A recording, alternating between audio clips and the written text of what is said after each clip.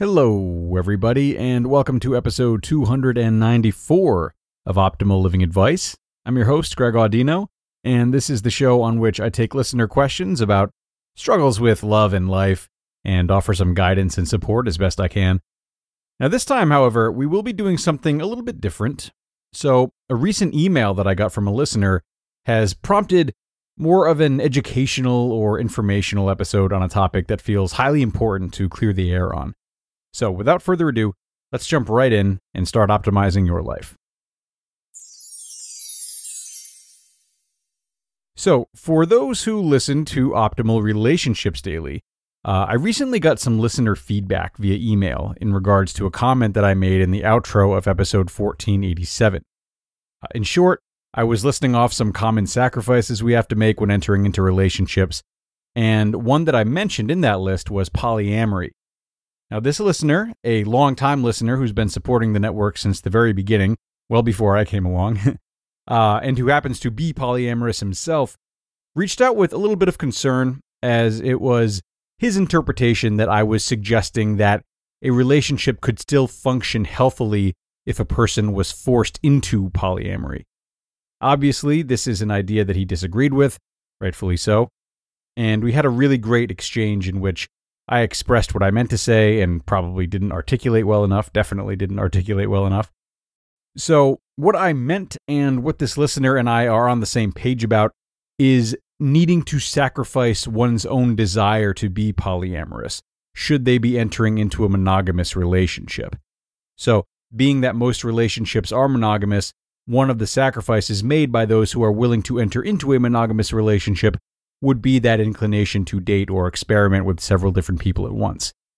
Anyway, it was a really nice back and forth with a listener who's obviously very passionate about both our network and polyamory, and I got to thinking that it would be really valuable to just spend an entire episode touching briefly upon polyamory, what it is, how it is similar to and different from consensual non-monogamy, also referred to as ethical non-monogamy, and so on. Obviously, this is a major part of contemporary dating, and it's important to us that you can trust us to both provide some insight on it, as well as trust that we support you should this be a part of your dating life or your relationships. Obviously, we can only scratch the surface here, so we'll do what we can, and also provide some resources at the end that come recommended by the listener who reached out. So, I personally am not polyamorous, nor do I practice consensual non-monogamy. And the most direct involvement I've had with it, aside from knowing some people who are polyamorous, would be that I used to be in a therapist training group with a therapist who specialized in this area, and obviously spoke very extensively on it. But what I've always felt to be the most important factor when it comes to talking about polyamory is how incredibly nuanced it is, and therefore how critical it is for people in polyamorous relationships to communicate and live by the boundaries that feel right to them. This listener who reached out seems to be in agreement with this, and he had the following to say, quote, "Everyone has their own unique flavor of polyamory, many with conflicting viewpoints. It is not a monolith by any means, but there are some tenets that are generally shared. Simply put, it is a form of ethical non-monogamy, ENM, in which participants have multiple partners.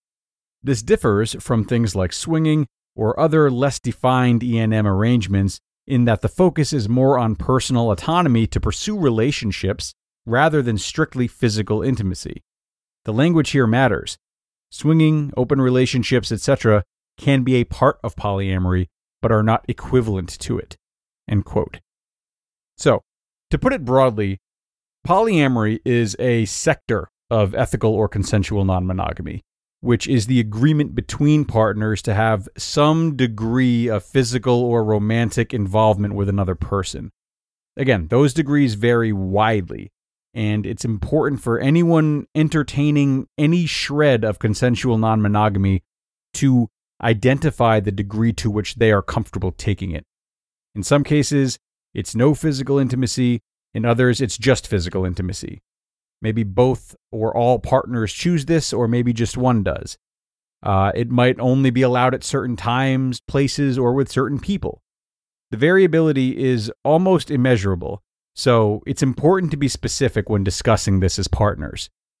And polyamory is the term used for when partners can entertain other romantic relationships. Now, of course, it's also its own umbrella under which you might have, two people dating others separately, or a third partner entering into the relationship in a primary role, etc.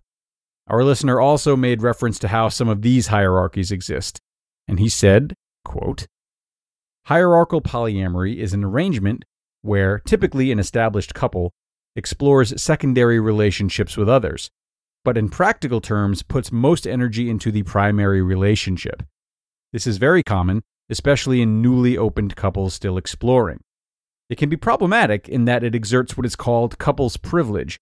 Secondary partners' needs may be ignored, and in some cases they can be victims of the veto.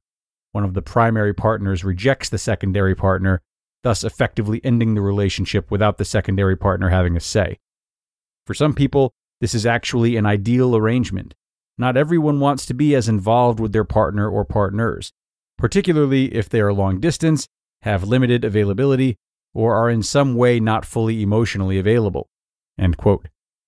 And he then offers some insight on non-hierarchical polyamory, which is what he himself practices, and is, quote, "where all partners/relationships are free to reach their own level like water. No veto power, although healthy communication will allow partners to express each other's misgivings, etc., that they may have about metamors, partner of a partner, if there are issues, but rather open dialogue. Essentially, everyone involved is responsible for themselves and has the expectation of communicating needs/scheduling times with their partners." End quote. So again, we see the variation is almost limitless. And if you are in or considering any form of polyamory or consensual non-monogamy, it is of utmost importance to know what variation works for you and yours. Why? Because it can be a very, very isolating type of relationship to be a part of.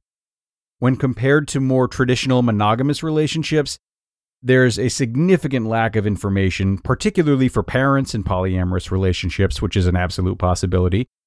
There's a significant lack of attention, societal support, and also models to follow. People in these types of relationships often feel they need to fend for themselves, and therefore get a little bit lost when it comes to navigating this form of love that they want to express.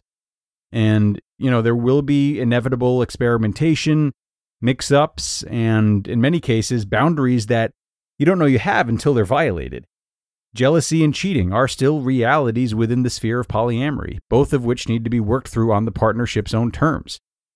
It's great if you're partnered with a person or persons who are patient with this learning experience and you all grow stronger because of it, but that's not always the case.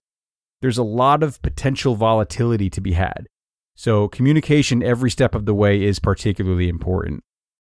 Now, we're running short of time, but as I said, our listener has graciously provided us with some resources, so I'm going to list them off for you here before we get to the outro.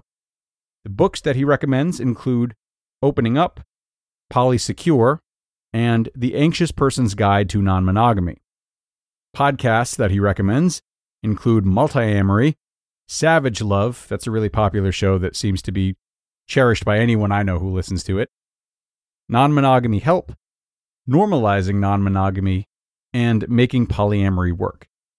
And then he also recommends the Non-Monogamy Help blog, the Polyphilia blog, and PolyamFam Instagram page, and also the Facebook group Sincerely Sky Coaching, which offers coaching and counseling for people pursuing polyamory, and can also be reached via email at sincerelyskycoaching@gmail.com. Okay, everyone, and a big thank you for listening today. Whether or not you currently practice or are interested in practicing polyamory, I certainly hope that we had listeners coming from monogamous relationships as well, who were interested in taking the time to learn.